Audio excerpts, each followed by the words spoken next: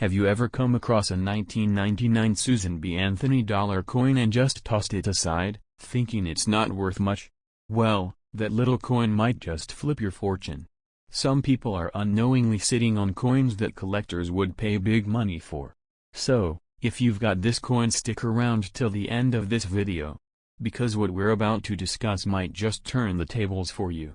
And at the end, I'll tell you exactly how you can check its value and even sell it. Trust me, you don't want to miss it.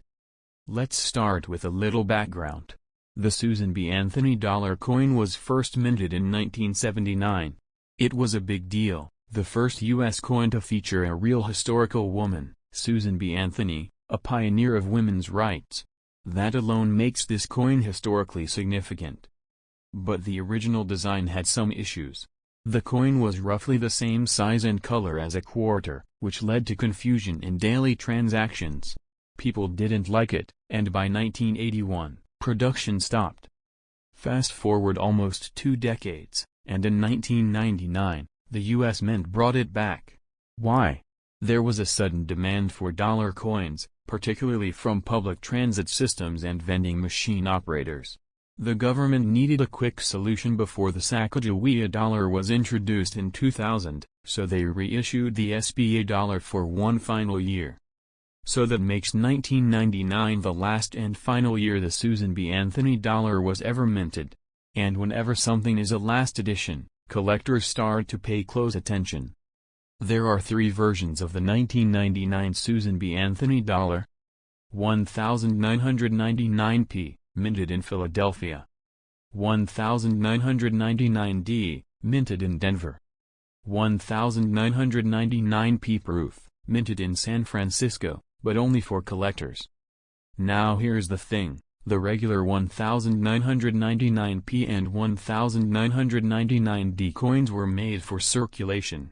You could find them in change or bank rolls.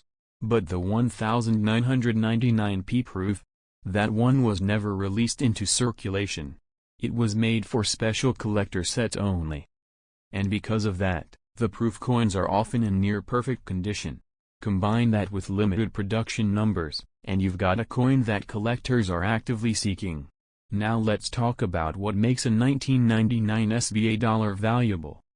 First condition.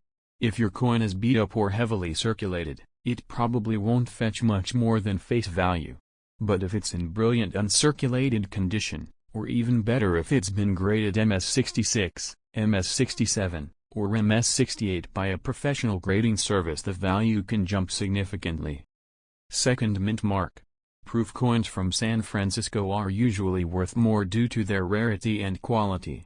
Even uncirculated coins from Philadelphia or Denver can be valuable if they're in high grades. Third, error coins. Here's where it gets interesting. Some 1999 SBA dollars have minting errors like off-center strikes, wrong planchet, or doubled dies.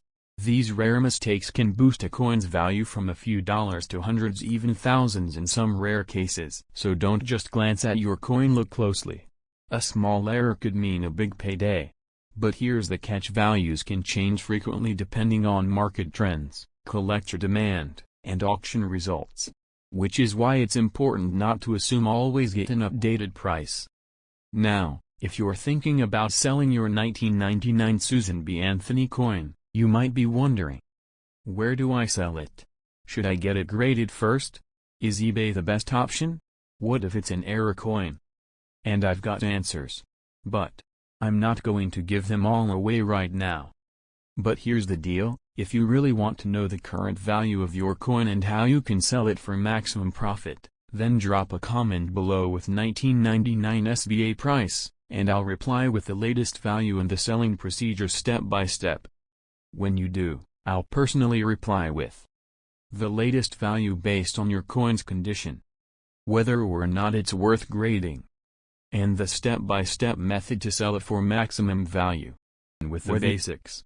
The 1997 FG Jefferson Nickel was minted at the Philadelphia Mint, which is represented by the small P mark on the obverse of the coin, to the right of Thomas Jefferson's bust. In total, the U.S. Mint produced over 515 million of these nickels in 1997 alone, so they're far from rare in sheer numbers.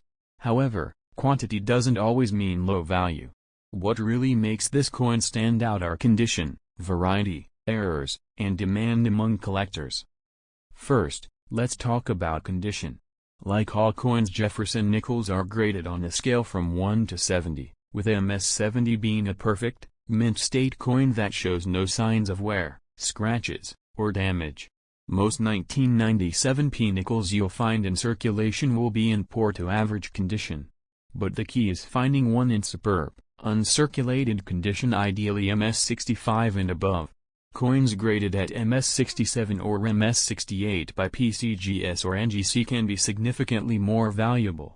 Some MS 68 examples have sold online for over $100 even without any error or unique variety. That's a lot more than face value, and it's just the beginning. Now let's look at what the market actually says. On eBay and other auction platforms, 1997 P Jefferson nickels in mint condition or with certification are often listed with asking prices ranging from $10 to $150, depending on grade and presentation. Some auctions close at surprisingly high prices, particularly for coins in PCGS slabs with high mint state grades. One 1997 P nickel graded MS 68 full steps, meaning all the steps on Monticello's base are sharply struck and visible, was listed for over $200 and sold for just under $150. That's not bad for a coin most people ignore completely. And then there are the error coins. This is where things get especially interesting. Some 1997 P Jefferson nickels have striking or planchet errors that turn them into valuable rarities. One common and desirable error is the off-center strike. This occurs when the coin isn't properly centered during the minting process and a portion of the design is cut off. The more dramatic the error, the more valuable the coin. Another error that collectors look out for is the double die, particularly on the obverse where Jefferson's features or the date show signs of doubling. These are rare but not impossible to find. A 1997 P nickel with a visible double die error could be worth several $100s or more, depending on the severity and the condition of the coin. Let's not forget die cracks and cut errors, which happen when the die used to strike the coin is damaged. These imperfections can leave raised metal lines or lumps on the coin, and although they might seem like defects, they actually make the coin more collectible. One 1997 P nickel with a major die crack on the obverse sold for over $80. Not bad for a 5-cent coin, right? But it doesn't end there. There are also a handful of coins that were struck on the wrong planchets. A planchet is the blank metal disc a coin is struck on. Some 1997 P nickels were mistakenly struck on planchets meant for dimes, and as a result, the coin is both lighter and smaller. These minting mishaps are incredibly rare, but when they show up at auction, they make waves. One such error coin fetched over $500 at a major online auction. Now, one of the biggest keys to unlocking the value of your 1997 P Jefferson nickel is the full steps designation. On the reverse of the coin, at the bottom of Monticello, you'll find a series of horizontal steps. When these are clearly and fully struck without interruption, a coin can receive the coveted full steps designation from grading services like PCGS or NGC. This makes the coin significantly more desirable to collectors. A 1997 P nickel in MS 67 condition might sell for around $30 to $50, but if it has full steps, that value could triple or even quadruple. Some collectors focus exclusively on Jefferson nickels with full steps, and they're willing to pay a premium for the best examples. Another factor that drives value is certification. Having your coin professionally graded and authenticated by services like PCGS or NGC adds credibility and often boosts the coin's selling price. Uncertified coins can still sell well, but buyers are more cautious. They want to know exactly what they're getting, especially when dealing with error coins or high grades. Now, let's explore what's happening on other platforms outside of eBay. On Heritage Auctions, one of the largest coin auction houses in the United States, there have been a few notable sales of 1997 P Jefferson nickels. In high-grade, certified condition, these coins can attract intense bidding. One example, an MS 68 with full steps, was sold for $276. Another coin with an off-center strike error was auctioned for over $190. These are not hypothetical prices, these are actual sales that prove the demand is real and strong when the coin meets the right criteria. On Etsy, while the prices tends to be less consistent, some sellers list 1997 FG Jefferson nickels for $10 to $40, even in raw condition. However, caution is advised, as not every seller is a numismatic expert. It's always best to compare prices across multiple platforms and consult reliable grading guides or auction archives before making any buying or selling decision. Social media marketplaces like Facebook groups, Instagram shops, and even TikTok sellers have also jumped into the coin game. Many are offering niche coins like the 1997 FG Jefferson nickel to eager buyers who are collecting modern coins or searching for rare varieties. The excitement is real, and so are the prices, when the coin fits the bill. Now, if you're wondering how to check if your 1997 FG Jefferson nickel is one of the valuable ones, start with the basics. Check for the mint mark P and make sure the coin is indeed from 1997. Then inspect the reverse side. Do the steps on Monticello look sharp and uninterrupted? That could indicate a full steps variety. Next, look closely at Jefferson's face and the numbers in the date. Any signs of doubling? You might be holding a double die. Is the coin off-center or oddly shaped? That could be a planchet or strike error. Even slight differences can matter. Use a magnifying glass or a coin loop to be sure. Weighing the coin is another important step. A standard 1997 FG nickel should weigh around 5 grams. If it weighs significantly less or more, that could indicate a planchet error, or even a counterfeit. Yes, there are fakes out there, especially for high-value coins. The next step is taking clear, high-resolution photos of both sides of the coin. Try to capture the coin under good lighting, without any glare or reflections.